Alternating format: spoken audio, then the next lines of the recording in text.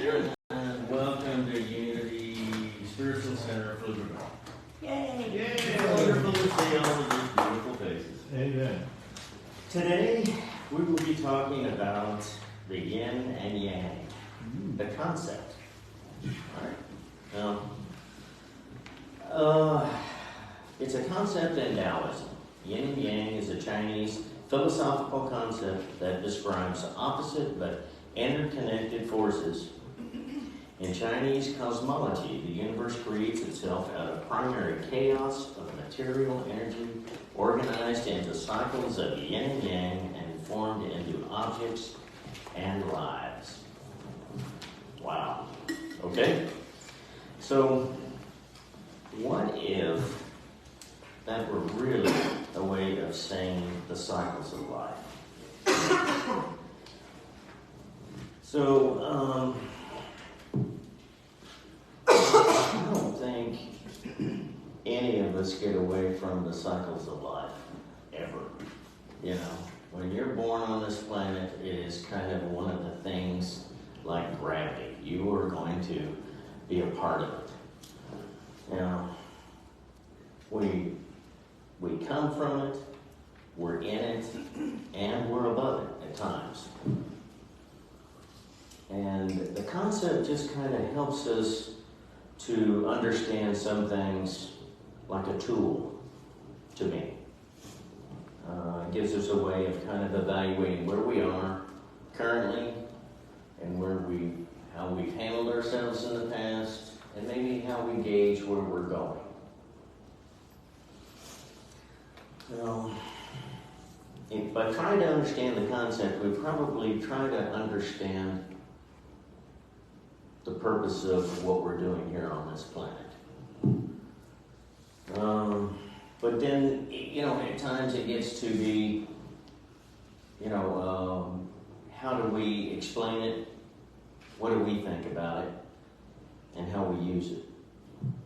So, in the symbol itself, now, I think all of us have the symbols. It was handed out. Okay? I have one here. And I ran into this symbol years ago when I was a kid in the martial arts. And in martial arts, they kind of used it as kind of a symbol of good and evil and light and dark. And they just had their own little twist on it. And I would like to not quite go down that path, but I would like to see a little bit more of the spiritual side of it. So that's what I'd like for us to kind of take a look at, a little bit more of the spiritual side. Now, there's only two primary shades in this. It's pretty simple if you look at the diagram. And light and dark. And I thought maybe we could name the shades and kind of define it a little bit.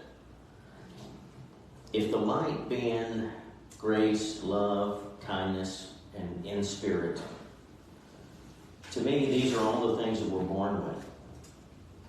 They come natural the minute we incarnate on this planet. But the dark probably being a little more the fear, danger, harm, and its byproducts.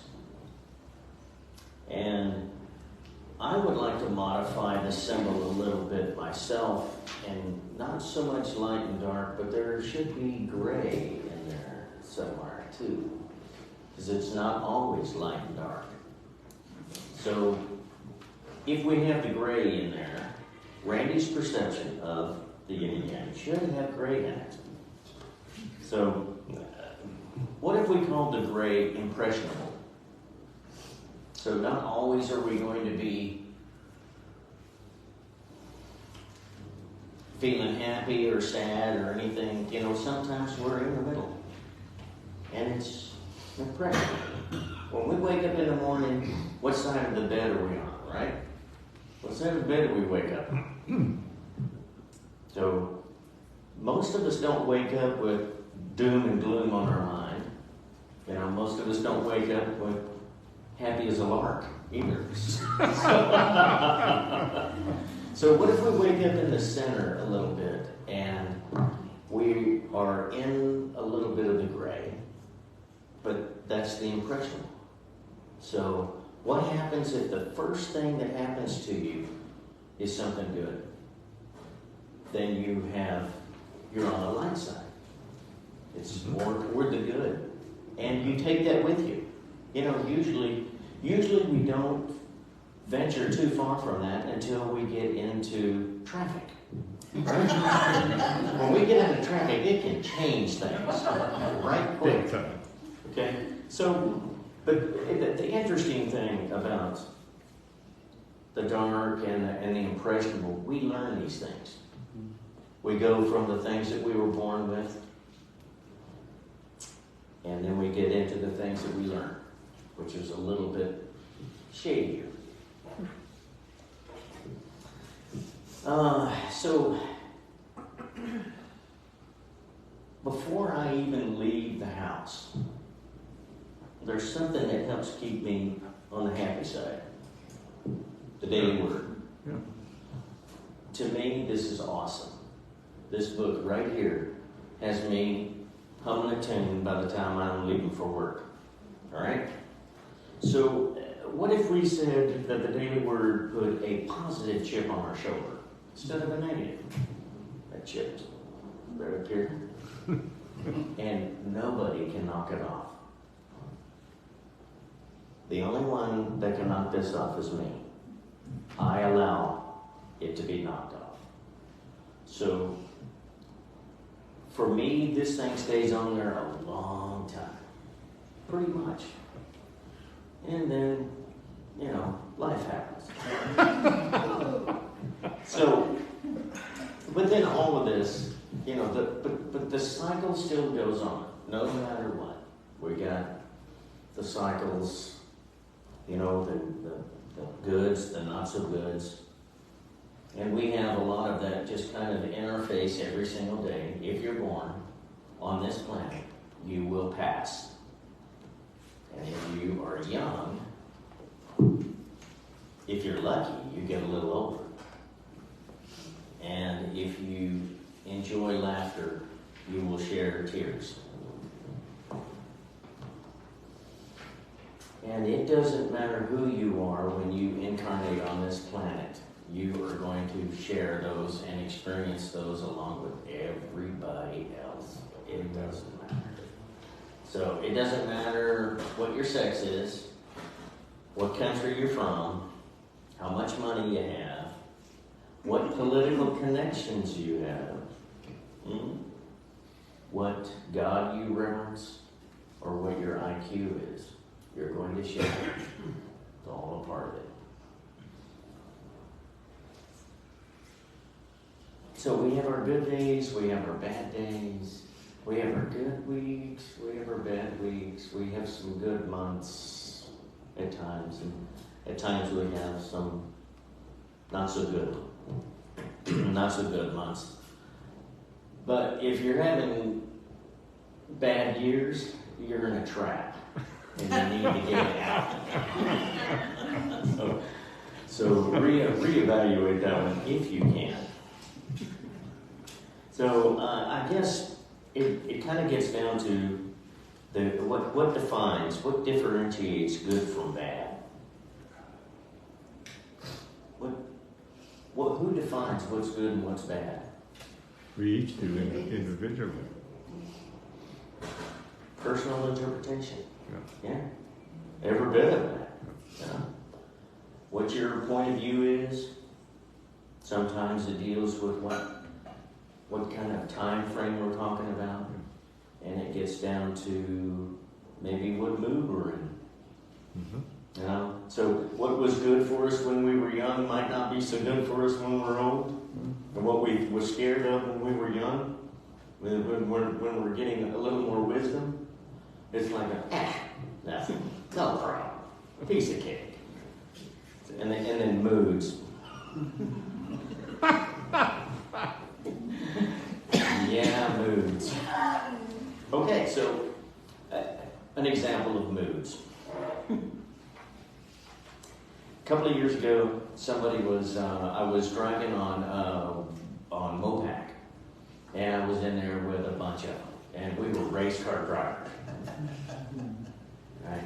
And there was a race car driver that was different. And this one came right out in front of me, and I had to, well, I shouldn't say this. I blessed that person immediately. It was a dark blessing, but it was blessing for sure. And I let the moment get a hold of me a little bit, and I was blessing them with some vigor, and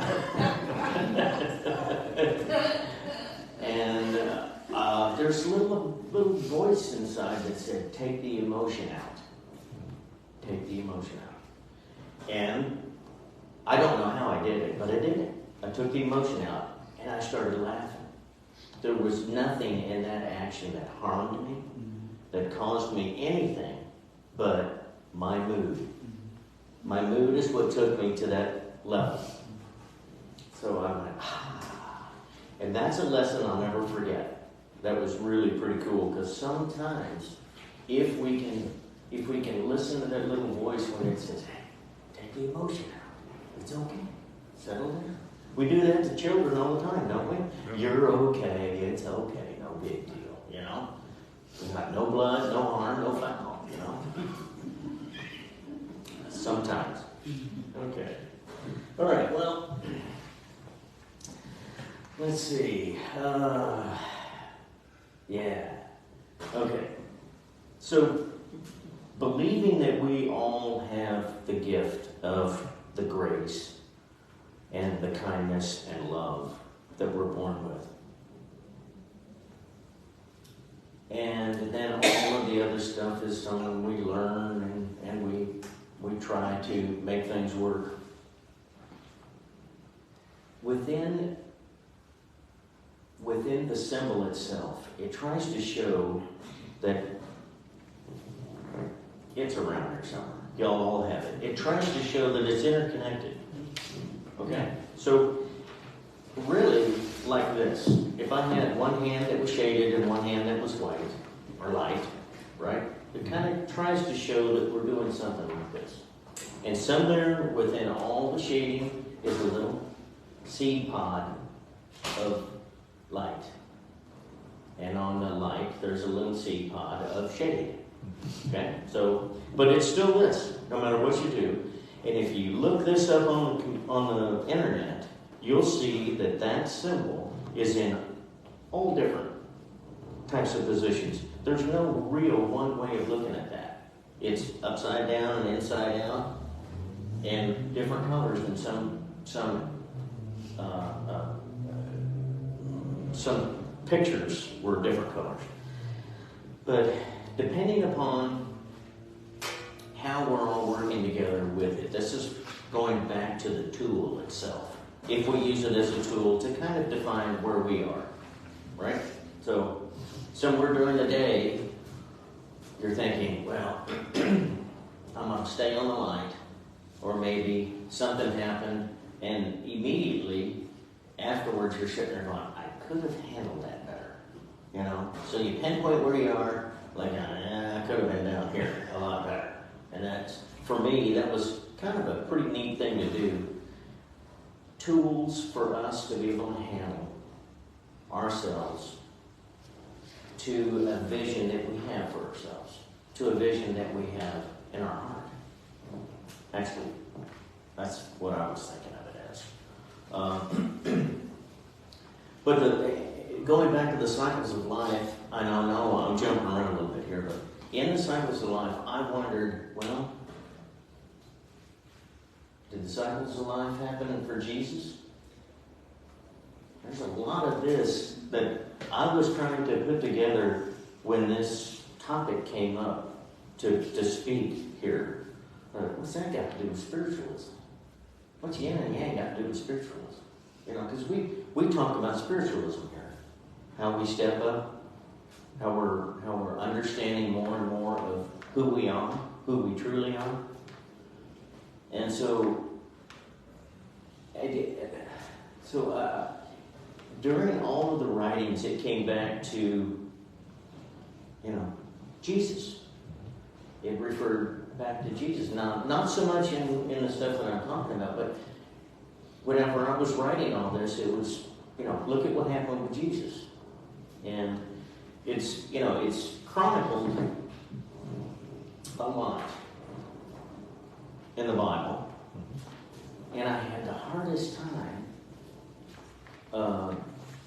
verifying that because, when it really came time, when all of this was being written, it really came time to get the Bible out. I couldn't find my Bible. Now that's sad. For me, that would sound like, oh no, this is nuts. So I looked all over the house for the Bible, couldn't find it anywhere. And I thought, I gotta get a Bible. There were stories that were coming to my mind because, as classically trained, I was King James classically trained when I was a kid. Right? Amen. So some of the stories I remember because they were, easily remembered. And I thought, well, I've got to be able to find where it is and all the little goodies. And so I went to Goodwill. And I went in there to get an easel so that I could draw a few things, because I do this a lot in my talks with the teams that work with me every day. And so it's easy for me to turn around and write something and draw something on a board, but I went in there with an easel and maybe a dry erase board in my mind, and as soon as I went through the door, the person at the cash register, or I don't think they're cash registers anymore, POS, point of sale. So at the point of sale, there's just, and all of a sudden they said, don't forget about the Bible. And I thought, yeah. So they reminded me that I had something to get. So I completely forgot about the easel. And I'm looking over all of the bookwork out there, and this little thing was right there. Now, I don't know, for my age and the people, and where I was, in the Baptist and Methodist type, that this is quintessential right there. This is exactly what it looks like. And I told you that, red all the way around, leather bound. And it is red letter edition.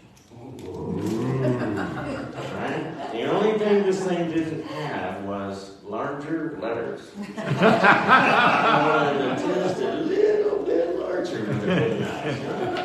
And then as I started going through it again, I'm sure a lot of us have read the Bible. And and years ago I read it from cover to cover, except for numbers. I'm sorry. I didn't read numbers. 42 pages of numbers and numbers and numbers and numbers, and I just couldn't do it. So, but going through there, how I used to have that little red ribbon that came down there? You can put it in something? Yeah. This one's missing. But it's still a good book. I enjoyed flipping through it and did some, and trying to find some of the stories, which I'm finally back to. Okay, so we're back to the stories. Okay. I like this part. Okay, so in the stories, the mighty miracles of Jesus, a mother's plea for her daughter's healing. This was really pretty cool. I remember this story from when I was a kid. And thinking about Jesus and in the cycles. Now, imagine Jesus has got his path. He knows what he's here to do. And he's moving from town to town. And he's talking about love. Right? Mm-hmm. But he's here for the lost children of Israel. Basically. For God's people. That's what the Bible says. And so this story kind of was I don't know, it just stuck with me. So as explained in the Gospel of Matthew, a Canaanite woman, which is not somebody from Israel, or not a Jew, Canaanite woman from that darkness, and he came to him, crying out, Lord, Son of David, have mercy on me. My daughter is demon-possessed and suffering terribly. Jesus did not answer a word, so his disciples came to him and urged him, send her away, for she keeps crying out after us. He answered, I was sent to the lost sheep of Israel. The woman came and knelt before him. Lord, help me, she said. He replied, it is not right to take children's bread and toss it to the dogs. Yes, it is, Lord, she said. Even dogs eat crumbs that fall from their master's table. And Jesus said, woman, you have great faith. Your request is granted. And her daughter was healed at that moment.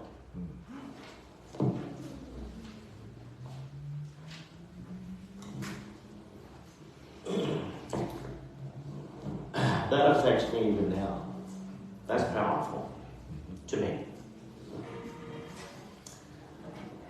Anybody that's in the healing profession would love to have a trade like that, right? How blessed would that be? You are healed. And it's done. That's powerful. Okay. So sometimes even in the path when Jesus is on his journey, he knows where he's going, he knows pretty much what's going to happen, but somebody wakes him up too. That's interesting, you know?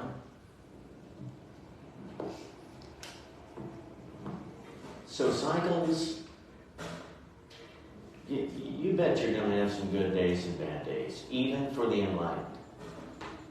You just can't get away from it here. One of the other things, I can just envision Jesus having his word with, he's going from one town to the next. Everybody hears that he's going to be giving a talk. He's talking about love. And, he's in the middle and he's talking to hundreds of people. And a rain cloud comes up. And I can see Jesus giving him a little stink eye to that rain cloud going, not on my parade.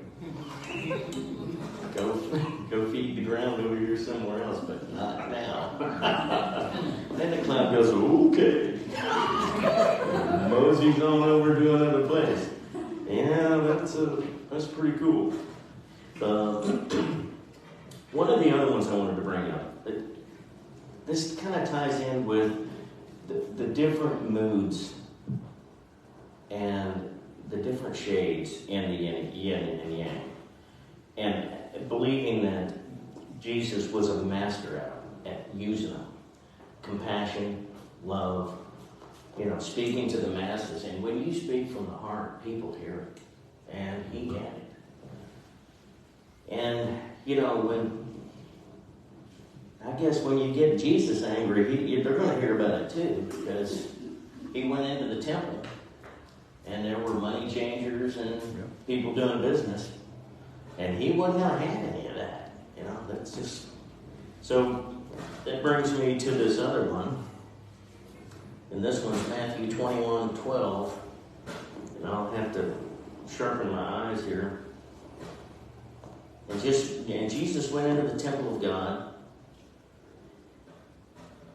and cast them out that sold and bought in the temple, and overthrew the tables of money changers and their seats, and those that sold doves, and said unto them, it is written, my house shall be called a house of prayer, but ye have made it a den of thieves.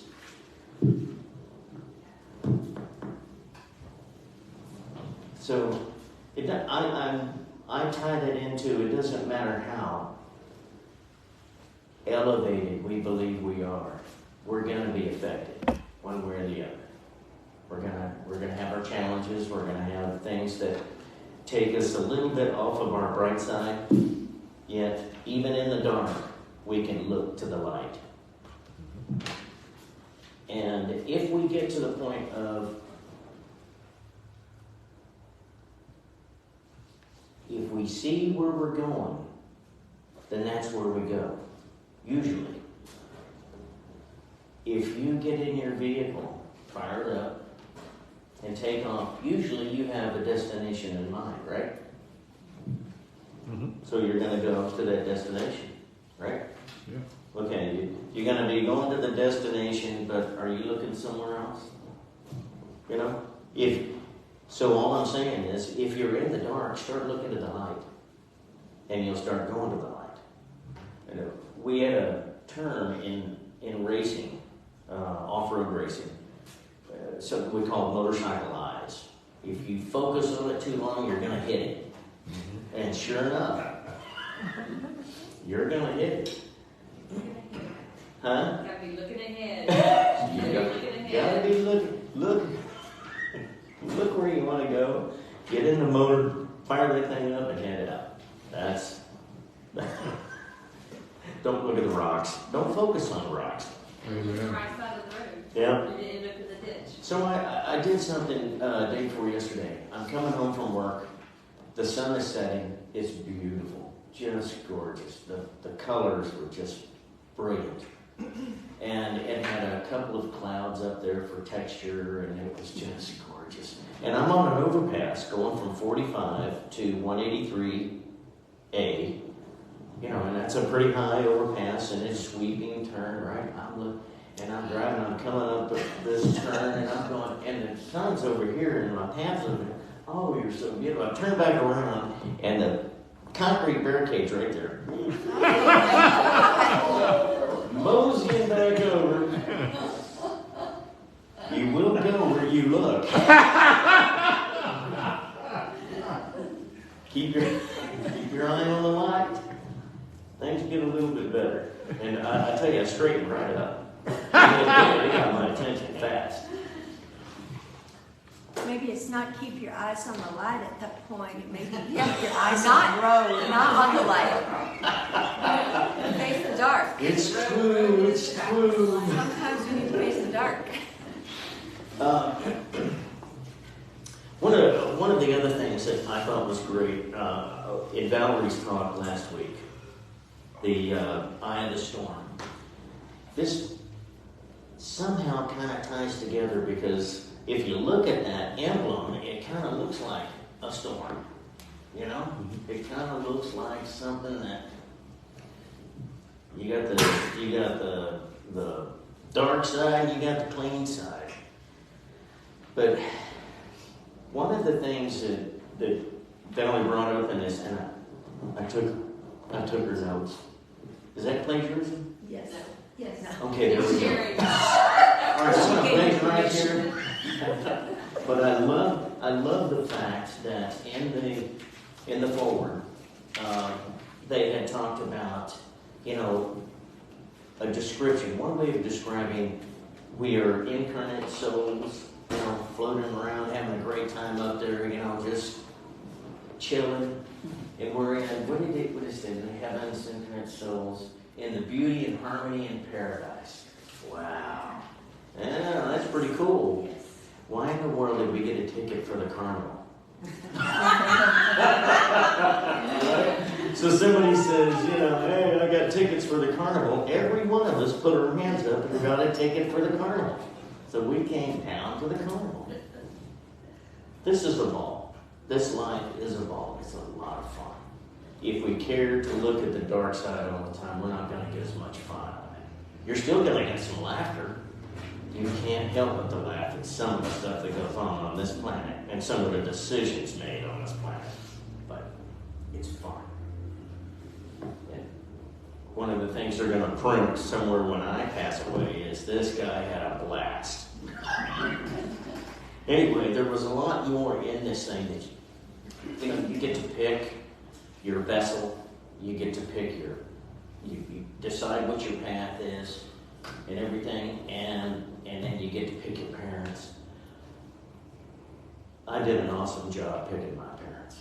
I did. I love my folks big time, and I created some pain for them. But they don't see that so much unless I bring it up. Then they go, oh, yeah, I remember that.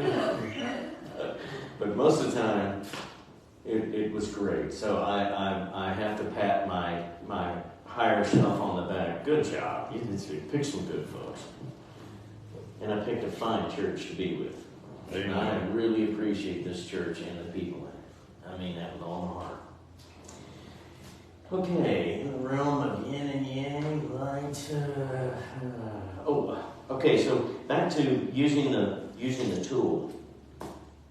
If we're somebody that's in the light, but we always look at the dark, I don't know if maybe our point of view needs to change a little bit. If we're in the dark and we're looking toward the light, we've already got the message. Mm-hmm. That's really pretty cool. Now, if you're in the gray and you're waiting for the other shoe to drop, Bless your heart. try reading the daily word. It'll help. Start off with that positive chip on your shoulder, and that will help a bunch.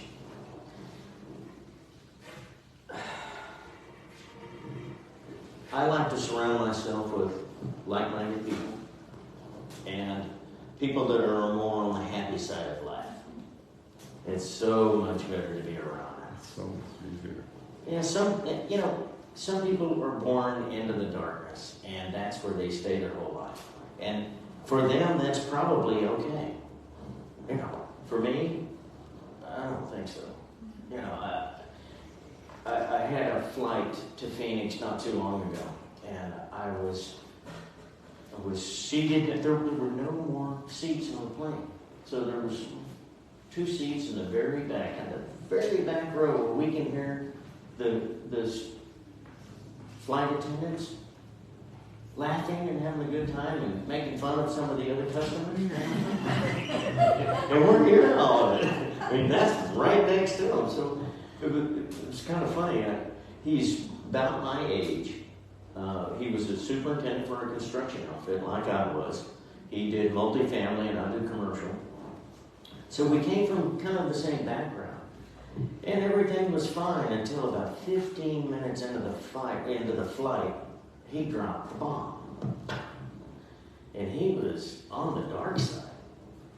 And so, I've got a lighter-minded twist to the things that he was saying. So I throw the light out a little bit. And he just bury himself into that darkness. Okay, well, that's fine for a little while. And then, I'm looking, if there were another seat, I'm telling you.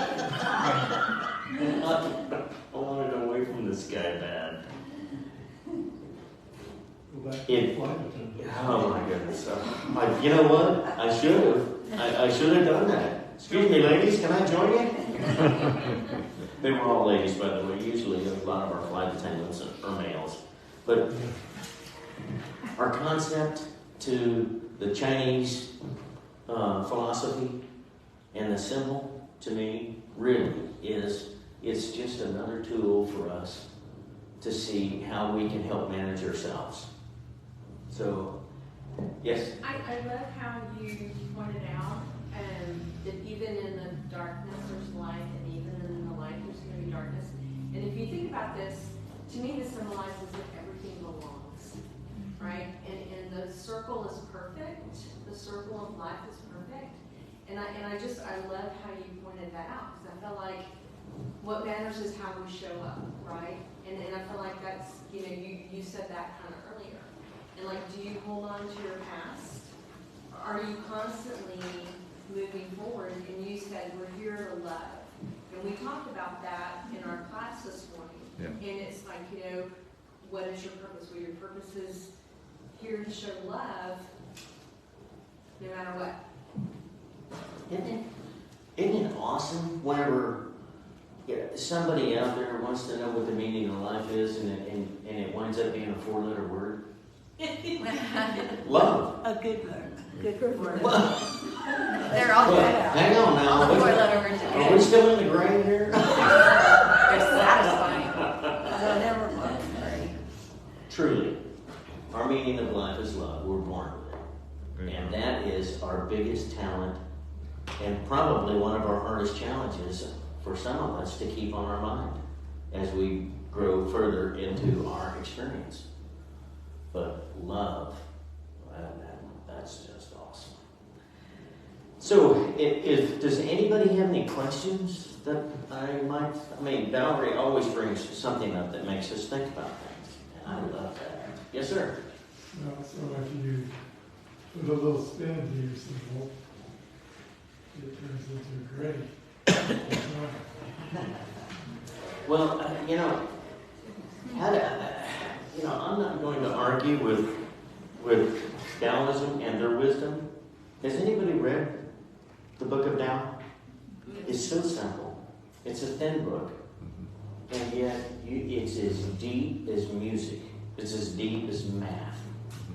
It can be so superficial, but the deeper you get into it, the deeper it gets. So, one of the things I like about it is there's never a straight line in this. Because we're not ever just broken in half, right? We intertwine, and that's And just life is fluid, so we should be fluid. Fluidity. Yes, absolutely. So we don't need to break it up into good and evil. Sir? We don't need to break life into good and evil. Yeah, if we believe what an evil is, maybe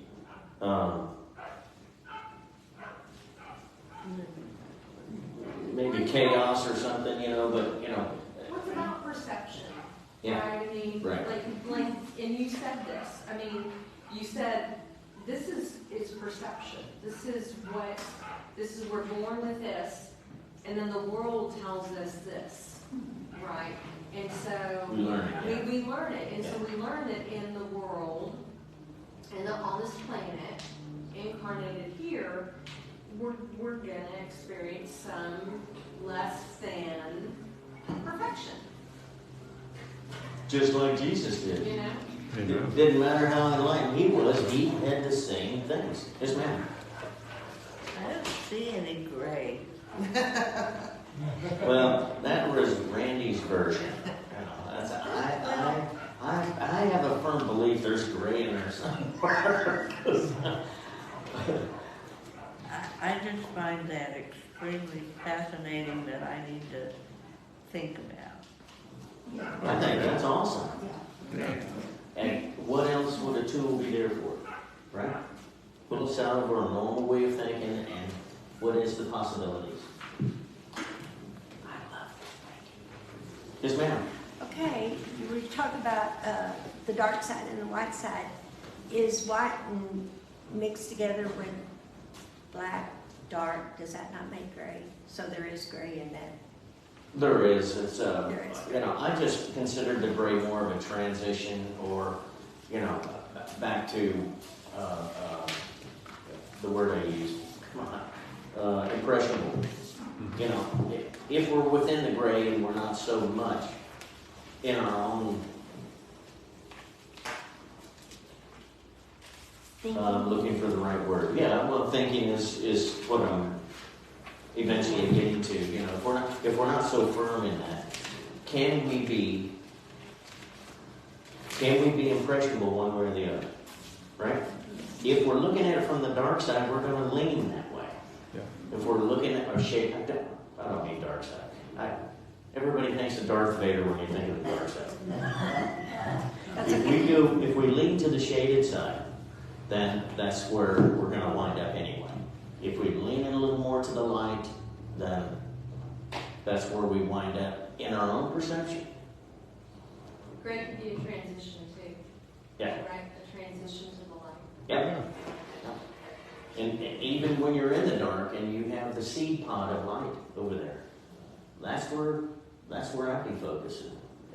Yeah, there's the light right there. That's where we're going. I like the motorcycle analogy because when I first started learning to ride, that was one of the first lessons that Greg taught me. And it was hard learning to look ahead. Yeah. Yeah. And even as a driver in a four-wheeled vehicle now, I still practice that. And you will real quickly. If you're looking right there in front of you, you're going to go that way. So I love that analogy about you have to look ahead to where you want to go. you know? And if you see a pothole in the road and you keep your eye on it, Yep. you're gonna hit it. Amen. That's why you keep your eyes in the middle of the road. Yeah. Or a way around, absolutely. Okay, let's see. Shall we have the offering? We're gonna sing. Oh, I beg your pardon. Keep going. Live. We're gonna Thank you, say. thank you, thank you, thank you. Thank y'all, Randy. Thank you.